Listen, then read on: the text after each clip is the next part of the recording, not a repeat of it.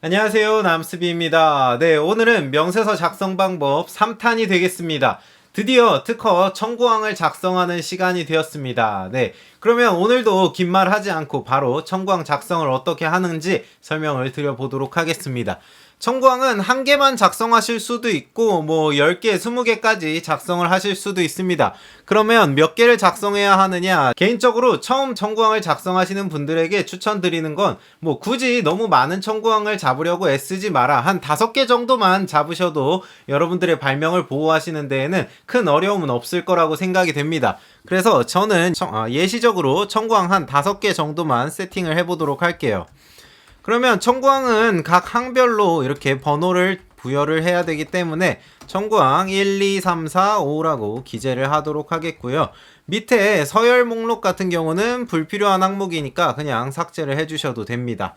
자, 그러면 청구항 1번부터 작성을 할 건데 뭐라고 작성을 해야 될까요? 조금 막막하실 수도 있는데 청구항 작성 방법을 특허법에서는 뭐라고 설명하고 있는지 한번 살펴보도록 하겠습니다. 네, 특허법 42조를 제가 가지고 왔습니다. 잘 보이실지 모르겠어서 일단 조금 확대를 해보도록 하겠습니다. 특허법 42조 특허 출원입니다. 특허법 42조 1항 같은 경우에 특허를 받으려는 자는 다음 각 호의 사항을 적은 특허 출원서를 특허청장에게 제출하여야 한다. 그래서 막 자세히 써 있는데 이거는 필요 없고요. 여러분들께서 주의 깊게 보셔야 할 항목은 제4항이 되겠습니다. 동그라미 4로 되어 있는 게 4항이고요. 제2항에 따른 청구 범위에는 보호받으려는 사항을 적은 항 이하 청구항이라 한다. 이 하나 이상 있어야 하며 그 청구항은 다음 각 호의 요건을 모두 충족하여야 한다 라고 서술하고 있습니다. 그래서 그 요건이 뭐냐? 발명의 설명에 의하여 뒷받침될 것, 그 다음에 두 번째로 발명이 명확하고 간결하게 적혀 있을 것, 이렇게 두 가지 요건을 반드시 지켜줘야 합니다. 그러면 이 두 가지 요건에 대해서 여러분들이 발명의 설명에서 아까 상세하게 내 발명을 설명을 했을 테니까 발명의 설명에 의하여 뒷받침될 것이라는 이 첫 번째 요건은 아마 잘 만족했을 것이라고 생각이 됩니다. 하지만 두 번째 이제 발명이 명확하고 간결하게 적혀 있을 것이라고 되어 있는데 이 명확하고 간결하게라는 것이 굉장히 중요합니다. 따라서 특허 청구항을 작성하실 때에는 용어를 선정하는 방법에 있어서도 굉장히 간결하고 명확하게 용어를 작성을 하셔야 되고 다른 용어와 헷갈리지 않게 하나의 용어는 하나의 의미만을 갖도록 작성을 해주셔야 됩니다. 이게 무슨 소리냐 라고 조금 어려워하실 수도 있는데 그렇게만 이해를 하시고 다음으로 넘어가 보도록 하겠습니다. 42조 6항에서 굉장히 중요한 내용이 나옵니다. 여러분들께서 가장 유의 깊게 보셔야 되는 내용은 아마도 이 42조 6항이 될 것 같습니다. 읽어보도록 할게요. 제2항에 따른 청구 범위에는 보호받으려는 사항을 명확히 할 수 있도록 발명을 특정하는 데 필요하다고 인정되는 구조, 방법, 기능, 물질 또는 이들의 결합관계 등을 적어야 한다 라고 써 있습니다. 네, 그래서 이 중에서 가장 널리 사용되는 것들은 여러분의 발명을 특정할 수 있는 구조들의 결합관계를 기재하는 겁니다. 즉, 구성 요소들 간의 결합관계를 기재를 하는 거예요. 이 의자로 예를 한번 들어볼게요. 이 의자를 여러분들이 보셨을 때는 등받이가 있을 것이고 팔걸이가 있고 의자 받침대가 있을 것이고 바퀴가 있을 거고 그 다음에 제 발명의 핵심 내용이 되는 높이 조절 장치도 있을 것이겠죠. 따라서 이들 간의 결합관계를 기재를 해주면 됩니다. 그러면 결합관계를 어떻게 기재를 할까요? 쉽게 생각을 해보면 의자에 받침대, 사람의 엉덩이가 닿는 받침대 부분이 있을 것이고 그 받침대의 양옆에 좌측 우측에 각각 손잡이가 배치되고 그 다음 의자 받침대의 뒤쪽에는 사람이 기댈 수 있는 등받이가 같이 포함이 되어 있겠습니다. 그리고 받침대의 아래쪽에 높낮이 조절 장치도 있을 것이고 바퀴도 있을 것이고 이런 것들을 순차적으로 자연스럽게 설명을 해주시면 되는 겁니다. 자, 그러면 본격적으로 우리는 청구항 작성을 들어가 보도록 할 건데요. 여기에서 깊이 어려운 내용들까지 설명드리면 내용이 너무 길어지다 보니까 그런 부분들은 조금 생략을 하고 여러분들이 가장 쉽게 청구항을 작성하려면 어떻게 작성하시는지에 대해서만 설명을 드리도록 할게요. 혹시 특허를 조금 알고 계시는 분들이라고 한다면 아니 청구항 구성요소를 저렇게 잡으면 어떡하나 아니면 청구항 구성요소 저렇게 잡으면 권리범위 측면에서 너무 좁아지는 거 아니냐 회피할 수 있는 가능성이 너무 넓은 거 아니냐 이런 반박 논리 댓글들을 다실 수도 있을 것 같아서 미리 말씀드립니다. 이거는 제가 그냥 예시적으로 잡는 청구항이고, 실제로 변리사들이 청구항을 잡을 때에는 가장 많은 공을 들이고 가장 많은 고민을 해서 작성하는 부분이 바로 이 청구항이 되겠습니다. 그러다 보니까 이런 내용들을 청구범위 해석할 때 어떻게 해석되는지까지 모든 걸 고려해서 변리사가 작성하는 내용의 그 수준까지 여러분들께 짧은 영상에서 설명드리는 건 사실상 불가능해요. 특허법을 수년 동안 공부를 하고 실무를 몇 년 동안 한 변리사들도 항상 청구항을 잡을 때는 여러 시간에 걸쳐서 고민을 하는데, 그걸 여러분들께 10분 만에 모두 알려드린다는 건 말이 안 되는 내용이기 때문이죠. 그래서 저는 현실적으로 최대한 간단하게 어떻게 하면 합리적으로 현실적인 청구항을 잡을 수 있을까에 대해서 설명을 드리고자 합니다. 자, 이 의자를 제가 특허의 권리 범위로 잡고 싶은데, 제가 발명한 의자에 꼭 필요한 구성 요소들이 어떤 것들이 있을까요? 사무용 의자에 있어서 당연히 방석 부분은 필요하겠죠. 제가 조금 전에 받침대라고 설명을 했는데 방석이라고 교체해서 용어를 사용하도록 하겠습니다. 그러면 방석은 꼭 필요한 구성 요소가 될 것이고, 다음으로 두 번째로 필요한 구성 요소는 무엇이 있을까요? 뭐니 해도 높이 조절 장치, 높낮이 조절 장치가 가장 큰 구성 요소가 될 것 같습니다. 그래서 방석과 높낮이 조절 장치를 구성 요소로 잡았고, 또 하나 꼭 필요한 구성 요소가 어떤 것들이 있을까요? 등받이가 없는 의자도 있겠지만 현실적으로 제가 사용하려고 하는 의자에는 거의 다 등받이가 있을 겁니다. 그래서 등받이까지 구성 요소로 잡도록 하겠습니다. 그래서 방석, 높낮이 조절 장치 및 등받이를 포함하는 의자라고 청구항을 작성을 하도록 하겠습니다. 청구항을 작성을 하실 때에는 반드시 한 개의 단문으로 작성을 하셔야 되고요.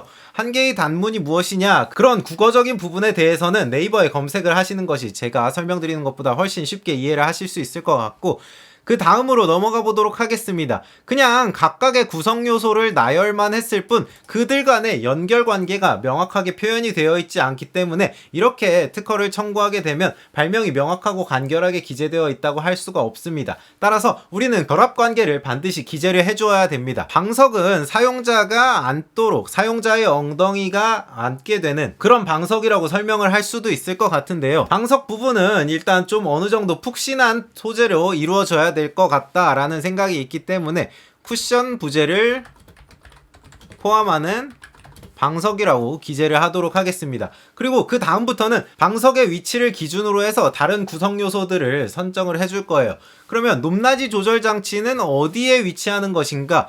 방석의 상기 방석의 하부에 배치되는 높낮이 조절 장치가 되겠죠. 그 다음에 등받이는 어디에 배치될까요? 상기 방석의 후방에 배치되는 등받이라고 서술을 해보도록 하겠습니다. 자, 각각의 구성 요소들이 어떻게 연결되어 있는지는 설명이 잘 되었어요. 그러면 우리의 발명 내용은 무엇이었죠? 지금 현재 청구항만을 봤을 때에는 내 발명이 명확하게 드러나지가 않습니다. 그냥 손잡이가 존재하고 방석이 있고 등받이만 있으면 내 특허로 권리 범위를 하겠다라는 것인데, 그렇게 되면 기존에 있던 의자랑 다를 것이 없는 것이죠. 그래서 내 발명의 특징이 되는 내용을 조금은 설명을 해주어야 됩니다. 그 부분은 높낮이 조절 장치에 제 발명의 특징이 있었기 때문에 높낮이 조절 장치에 대해서 조금 더 설명을 해주도록 할게요. 상기 방석의 하부에 배치되는 높낮이 조절 장치인데, 이 높낮이 조절 장치의 위치는 왼쪽에 붙을 수도 있고 오른쪽에 붙을 수도 있다라고 제가 설명을 드렸었죠. 네, 지금 제가 잠깐 고민을 해서 작성을 해보았습니다. 상기 방석의 하부에 배치되며 라는 부분은 아까 작성했던 내용과 일치하는데, 그 뒤에 내 발명의 특징 내용을 조금 적었습니다. 상기 등받이를 기준으로 좌측 또는 우측으로 이동이 가능한 높낮이 조절 장치라고 작성을 했습니다. 따라서 이 높낮이 조절 장치가 좌측에도 달려있을 수 있고 오른쪽에도 우측에도 달려있을 수 있다라는 형식으로 내 발명의 내용을 조금 설명을 해줬죠. 그래서 청구항 1번에서는 내 발명의 핵심적인 내용을 어느 정도 포함하지만 구성 요소를 너무 많이 가져가지는 않고 꼭 필요한 필수적 구성 요소들만을 포함을 하면서 청구항 1을 작성을 했습니다. 그러면 청구항 2, 3, 4에서는 어떤 내용을 작성을 해야 되느냐? 이렇게 동일한 방식으로 작성을 해도 됩니다만 청구항 1번의 내용을 조금 더 구체화하는 방식으로 작성되는 청구항을 우리는 종속항이라고 부릅니다. 그래서 종속항 기재 방법으로 청구항을 작성을 하도록 할 건데요. 그러면 어떻게 작성하는지 처음 시작은 제1항에 있어서 라고 시작을 합니다. 그러면 제1항 특허 청구항 1항의 내용을 받아서 그 구성 요소가 어떤 걸 더 추가하고 있는지 혹은 그 구성 요소의 다른 추가적인 특징은 어떤 것인지를 좀 설명을 해줄 수가 있습니다. 그래서 저는 의자의 높낮이 조절 장치에 대해서 조금 더 구체적으로 설명을 해줬습니다. 높낮이 조절 장치는 지면의 수직 방향으로 외력이 전달됨에 따라 방석의 높이를 조절하는 것을 포함하는 의자라고 작성을 했는데요. 높낮이 조절 장치가 어떤 기능을 갖는지, 높낮이 조절 장치를 지면 방향에서 위쪽으로 당기거나 아래쪽으로 밀거나 했을 때 방석의 높이가 위아래로 조절되는 그 특징에 대해서 간단히 서술을 해주면서 그 기능을 더 포함하는 의자라고 작성을 해주었습니다. 그 다음에 청구항 3, 4, 5번도 비슷한 형식으로 여러분들께서 뭐 방석 말고 양옆에 손잡이가 있는 의자를 더 특징으로 하고 싶다라고 한다면 방석의 좌우에 배치되는 손잡이라든가 혹은 의자의 등받이 각도를 조절할 수 있는 별도의 추가적인 손잡이를 더 포함할 수도 있고 뭐 이런 기능들을 갖는 의자를 청구항 3, 4, 5번에다 구체화해서 작성을 해주실 수가 있겠습니다.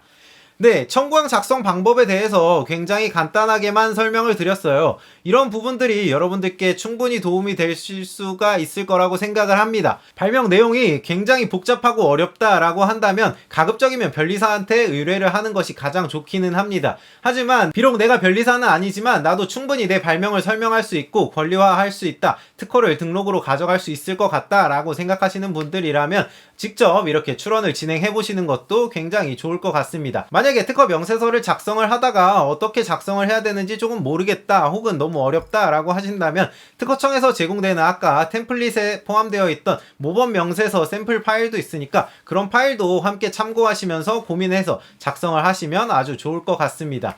제가 한 가지 까먹은 게 있는데 과제의 해결 수단은 어떻게 작성해야 하는가 라고 했을 때 청구항을 그대로 가져와서 작성을 하면 된다 라고 설명을 드렸었죠. 그러면 예시적으로 과제의 해결 수단 하나만 작성을 하고 오늘 영상을 마치도록 하겠습니다. 네, 과제의 해결 수단 위로 올라왔고요. 여기에서 청구항 내용을 일단 그대로 작성을 했습니다. 그래서 저는 보통 이런 식으로 작성을 하는데 일실시에 따르면 쿠션 부재를 포함하는 방석, 상기 방석의 하부에 배치되며 상기 등받이를 기준으로 좌측 또는 우측으로 이동이 가능한 높낮이 조절 장치 및 상기 방석의 후반에 배치되는 등받이를 포함하는 의자가 게시된다 라는 식으로 그냥 일반 어투 형식으로 조금만 바꿔주었습니다. 그러면서 청구항에 작성된 구성 요소들을 모두 포함을 해서 복사 붙여넣기로 어느 정도 작성을 했죠. 이거는 실무적으로 변리사들도 실제로 이렇게 작성을 합니다.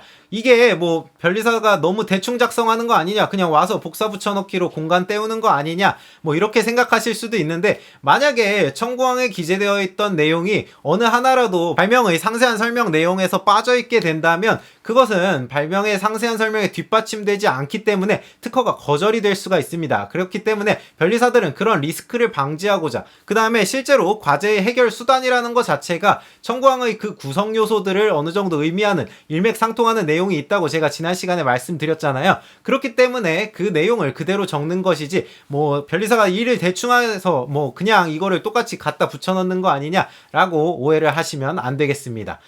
네, 그러면 오늘 영상은 여기까지로 마치도록 하겠고요. 또 궁금하신 사항 있으면 언제든 댓글로 남겨주시고 혹은 좀 나는 비밀스럽게 문의를 하고 싶다라고 한다면 이메일로 문의 주시면 제가 또 친절하게 답변 드리고 있으니까요. 영상 지금까지 시청해주셔서 정말 감사드리고 다음 시간에 또 더욱더 재미있고 유익한 영상으로 돌아오도록 하겠습니다. 그러면 안녕!